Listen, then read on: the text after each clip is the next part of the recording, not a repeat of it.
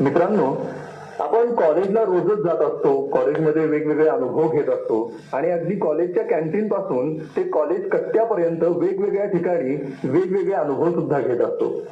पण ज्यावेळी आपलं कॉलेज चुकतं किंवा काही कारणाने एखाद्या दिवशी आपल्याला कॉलेजला जाता येत नाही, तेव्हा मात्र चुकल्यासारखं वाटतं.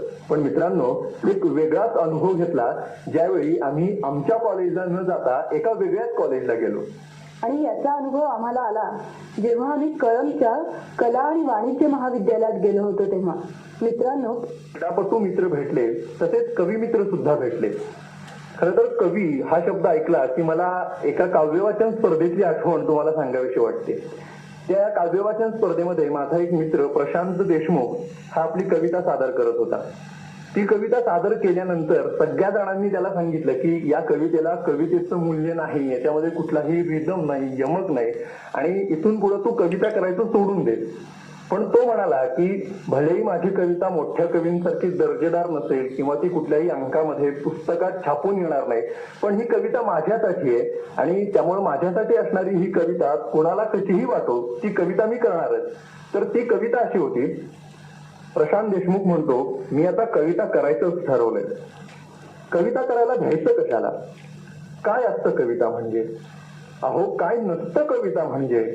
सर्व काही असतं कविता म्हणजे. म्हणूनच मी आता कविता करायचं ठरवलंय.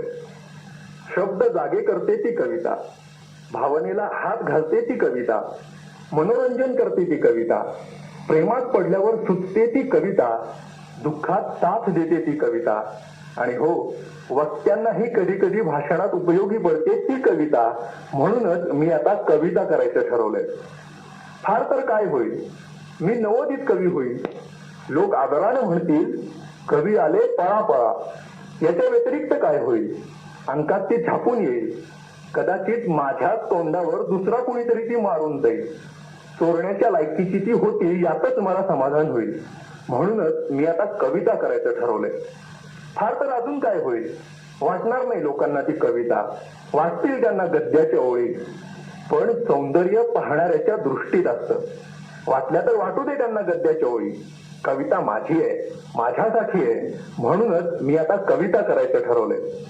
नाही होता येणार मला कुसुमाग्रज, नाही होता येणार मला विंदा, नाही होता येणार मला सुर्वे, पण मला होता येईल देशमुखांचा प्रशांत. वा.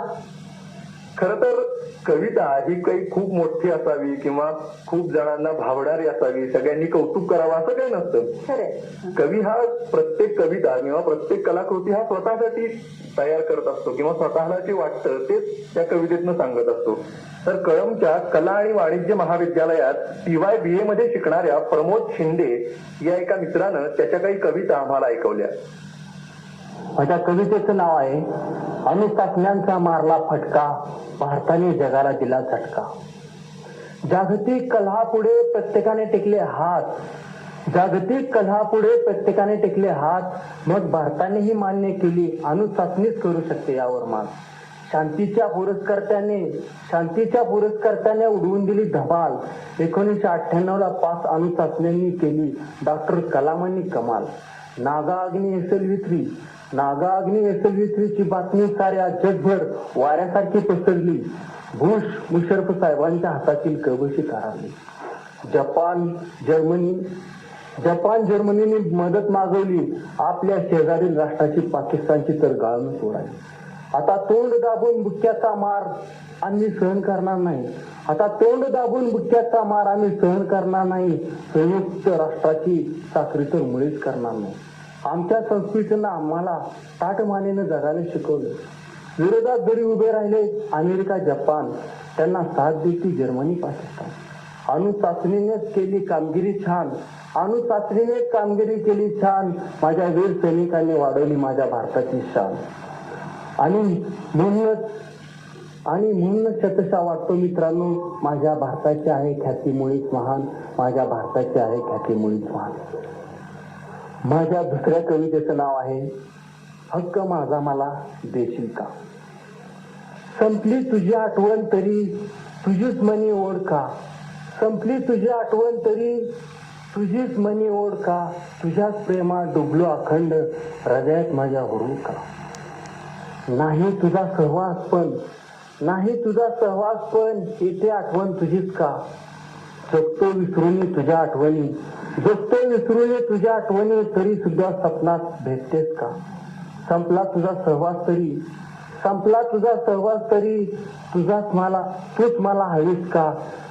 तुझीच फक्त वाट बघतो आहे, माझ्यासाठी येशील का?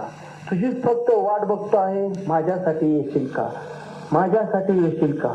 हक्क माझा मला देशील का? हक्क माझा मला देशील का? हक्क माझा मला देशील?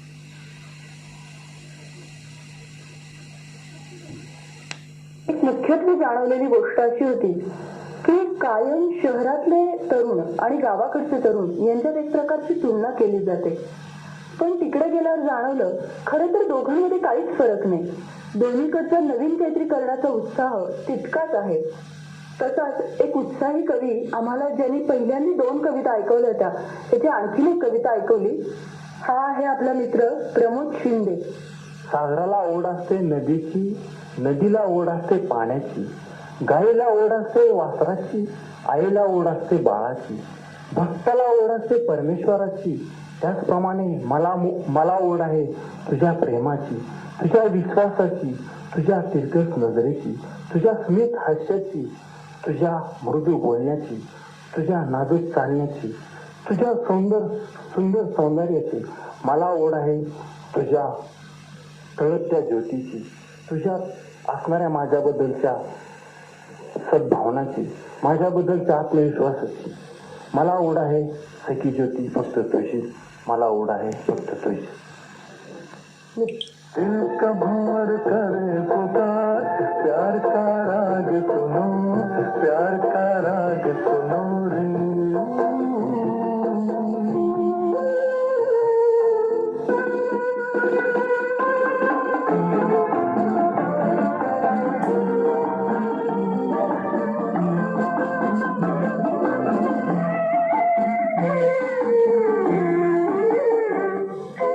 फूल तुम गुलाब का, क्या जवाब आपका, जो अदा है वो बहार है.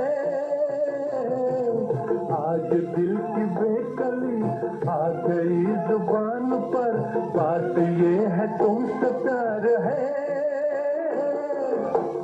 दिल तुम्ही को दिया रे, प्यार का राग सुनो रे. दिल का भंवर करे पुकार, प्यार का राग सुनो, प्यार का राग सुनो रे.